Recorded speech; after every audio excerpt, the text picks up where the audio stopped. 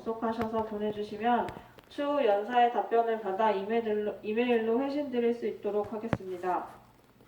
안녕하세요. 정재라고 합니다. 자, 그러면 발표 시작하도록 하겠습니다. 오늘 제가 말씀드릴 부분은요, 유럽 친환경 차량 시스템의 해외 영업 전략이라는 테마로 준비를 했는데, 앞에 두 연사분께서 일단은 좀 정책적인 부분에 포커스를 두셨다고 하면, 저는 이 필드 쪽의 실질적인 부분에서 뭐 이런 그 친환경 시스템의 동향이 어떤 방향으로 좀 흘러가고 있는지 전반적인 상황을 좀 말씀드리도록 하겠습니다. 오늘 말씀드릴 아젠다는 일단 간단하게 친환경 시스템 시장 관련해서 간단하게 좀 말씀을 드리고, 왜냐면 이 부분은 좀 이따가도 좀 말씀을 드리겠지만 시장 관련된 이런 그 전기차나 연료전지차나 이런 시장 관련된 조사 보고서가 사실 최근에 너무 많이 쏟아지고 있어갖고, 실제 이제 뭐 필드에서 영업 활동을 하시는 분들이 어느 부분을 조금 가이드라인을 삼아서 실무를 뛰어야 되실지 그 부분에 좀 포커스를 좀 맞출 생각이고요. 그 다음에 이제 이러한 그 지난 2, 3년 동안 진행되고 있는 이런 글로벌한 이런 현황이 이 독일뿐만 아니라 이런 글로벌 티어1 업체들이 어떤 방향으로 이 현황에 대해서 움직이고 있는지 이 부분에 대해서 간단히 말씀을 드리고, 그 다음에 친환경 차 쪽이라고 하더라도 일반 부품군도 당연히 뭐 적용이 되기는 하는데, 이런 일반 부품군 쪽 소싱 관련해서 유럽 그 거래선들이 어떤 움직임을 좀 보이고 있는지, 어떤 성향을 좀 보이고 있는지, 그리고 좀 이런 친환경 차량 부품의 어떤 핵심 부품에 관련돼서는 어떤 요구 조건이 필요한지, 어떤 방향성을 보이고 있는지, 뭐 이런 부분에 대해서 전반적으로 좀 방향성을 좀 말씀드리도록 할게요. 오늘 참석하신 회사들이 사실은 단품 회사들도 많고 시스템 회사들, 설비 회사들, 소재 회사 뭐 이렇게 너무 다양하게 참석을 하시고 계셔서 모든 부품군이나 시스템에 따라서 이제 사실 영업하셔야 되는 방향성이 조금 틀리긴 한데, 그 부분에 대해서 뭐 제가 뭐 하나하나 다 일일이 그 방향성을 제시하기는 어렵다고 판단해서 여러 가지 좀 예시를 좀 준비를 해봤습니다. 왼쪽 그 그래프를 보시면 뭐 작년 그래프인데, 뭐 올해 아직 올해 말까지 전체적인 그 데이터가 나오지 않아서 전반적인 이런 그 흐름 추세를 한번 보실 수 있으실 거예요. 그래서 색깔별로 그 퓨얼셀 차량, 배터리 차량, 하이브리드 뭐 여러 가지 사양의 차량들이 어느 정도 수량으로 글로벌하게 이렇게 좀 생산 추이를 보이고 있는지 한번 보실 수 있고, 사실은 이런 여러 가지 데이터가 뭐 주는 뭐 이런 정보도 있지만, 아까 앞에 연사분께서 말씀하신 대로 이런 정책적인 부분이나 이런 데이터들은 큰 줄기에서 참고만 좀 하셨으면 좋겠고, 실제 영업을 하시는 분들이 유럽 거래선을 접촉을 하거나 유럽 시장에 진입을 하기 위해서는 조금 더 디테일한 부분에 뭐 시장 규모를 좀 잡아간다던가, 아니면 그 시장 규모에서 우리가 어느 정도 가져갈 수 있는 포션이 어느 정도 된다던가 하는 뭐 이런 부분에 대해서 좀 고민을 많이 해주셨으면 좋겠어요. 그래서 오른쪽에 간단하게 제가 세 개를 요약을 해놨는데, 배터리 전기차 관련돼서는 지금 유럽 시장에서 지금 그러니까 올해만 보면 한 50만 대 정도 생산을 할 걸로 예상이 되고 있고, 2025년도 한 5년 정도 기간을 두고 전체 유럽 시장이 한 20% 정도를 육박할 걸로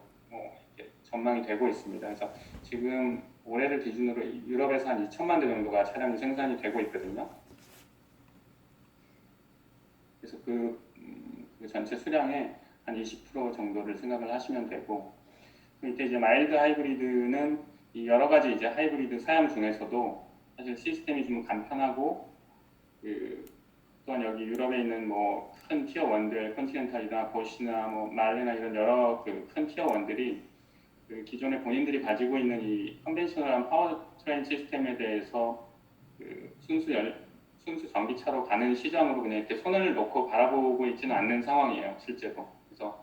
다양한 시도를 통해서 OEM을 컨빈스를 해서 이런 컨벤셔널한 시스템이랑 하이브리드 시스템이랑 조합을 해서, 물론 순수 전기차는 아니지만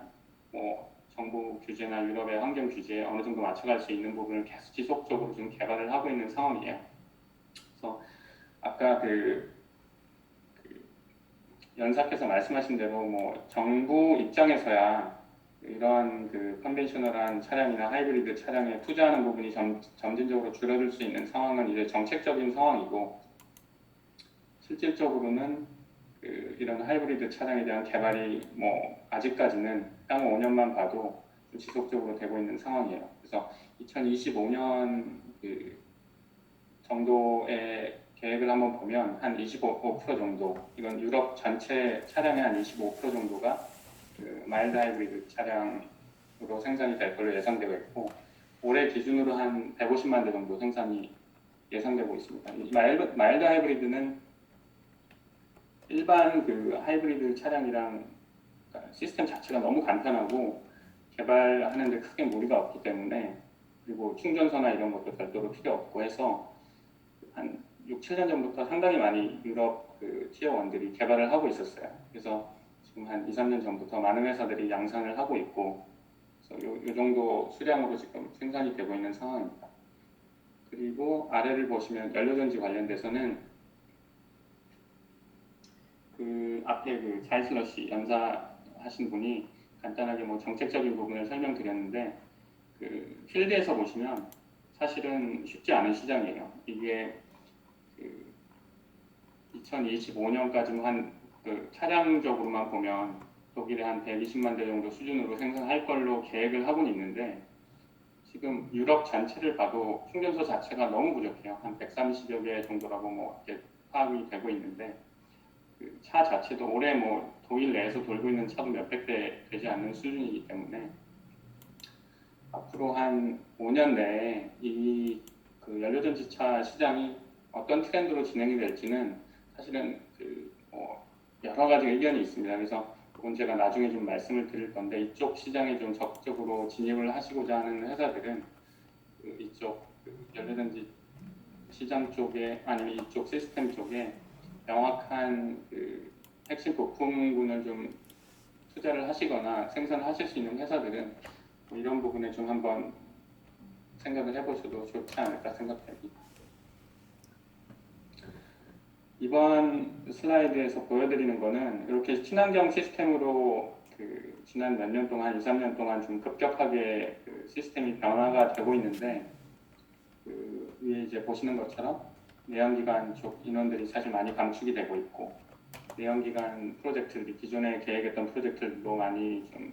줄어들고 있고, 그에 맞서서 이제 전기차나 자율주행 주행 쪽에는 신규 투자가 뭐 유럽에서 상당히 많이 진행이 되고 있는 상황입니다. 그리고 독일만 봐도 이러한 자율주행이나 전기차 쪽에 스타트업이 어느 정도 기술력이 있다고 하면 바로바로 M&A를 하는 추세가 진행이 되고 있어서 시장 선점을 위해서 상당한 투자가 진행되고 있는 상황이고요. 그래서 이제 이런